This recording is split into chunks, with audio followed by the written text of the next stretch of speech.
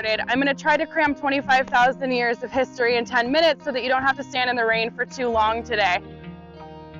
Before I take us back 25,000 years, I do want everyone to just observe for a second the tractors that are just to the east of us. This is incredibly rare that you're seeing a 6th generation farmer on historic farmland right this minute. It does not happen very often in this region. It also does not happen very often in America. So we will get to why, but one of the biggest themes today is that this is some of the most protected and some of the most special farmland in the country.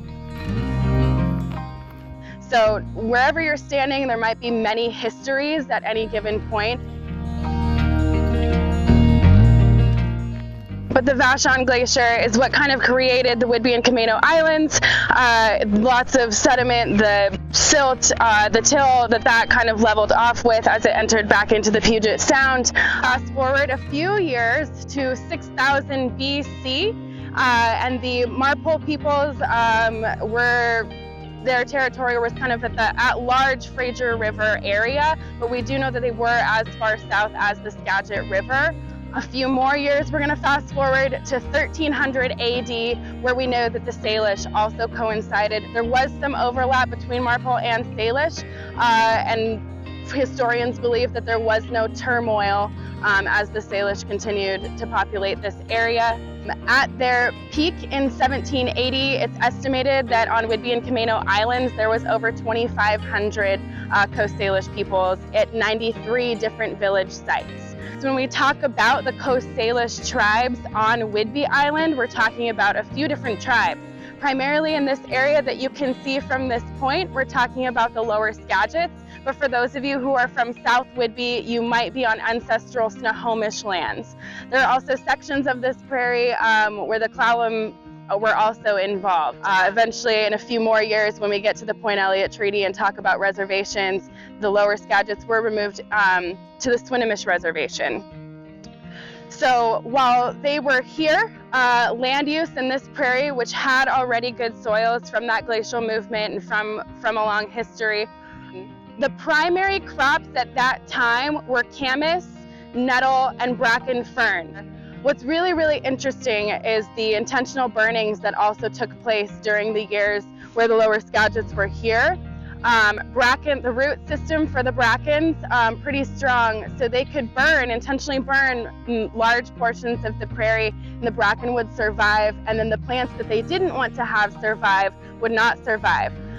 As we move along a little bit, at some point through various trade among the tribes, the potato was actually introduced before white settlers arrived, and because potatoes are so similar to camas, there was not much of a learning curve. They took to that pretty quickly, and these lands are great for potato growth, and we see that as a theme even to today, where we can look out right now and see potato fields. So early 19th century, the potato is introduced, that thrives, but at the same time, diseases are also being introduced, and we see a population decline happening. When white settlement of this prairie began, it was with Isaac Ebey.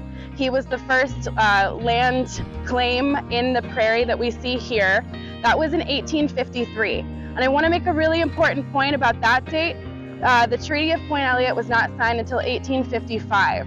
So the American government was giving away land it truly had no right to be giving away, especially when you look at treaty histories and what was decided in the treaties. When Ebey and other white settlers were coming and trying to establish farming in this area, they were arriving to land that was pretty ripe for farming. However, the bracken fern situation was not very great for if you wanted to grow literally anything else. Oftentimes they had to have hired oxen teams in order to help break up that entire root system. It took 3 to 4 years in various areas to actually get that root system fully gone and be able to implement other crops.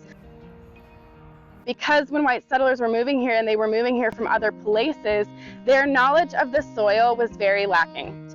And they were discovering just because something flourished in the Midwest didn't mean it was going to flourish here. So there was a lot of experimenting that had to be done, a lot of failures that had to happen. Simultaneous to that, though, you have California and Oregon that are also populating with farmers, and all of a sudden the markets get very competitive. So sometimes you might have had a farmer where every single year was changing what they were growing.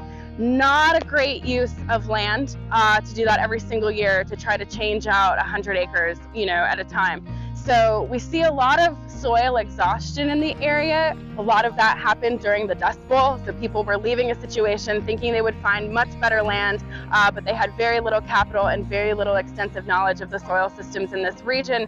So then we see a decline in farming. So in the 60s, there was a lot of development pressure for this prairie. Developers were looking to this prairie. You can just imagine what it would look like if it was all pavement and houses. And that is what they were facing. And so a lot of local groups wanted to protect this farmland and got together, started lobbying. Eventually in the 70s, with the help of Senator Henry Jackson, they passed the National Parks Act that establishes the reserve in 1978 and is signed into law by President Jimmy Carter. So today, when we look out and we see protected farmland, especially in this prairie, what we are seeing are National Park Service scenic easements and Whidbey Camano Land Trust conservation easements. And those two major types of easements work together to make sure that the primary purpose of this area will remain agriculture. It limits development to mostly agricultural buildings, and it really protects the view that we are able to see.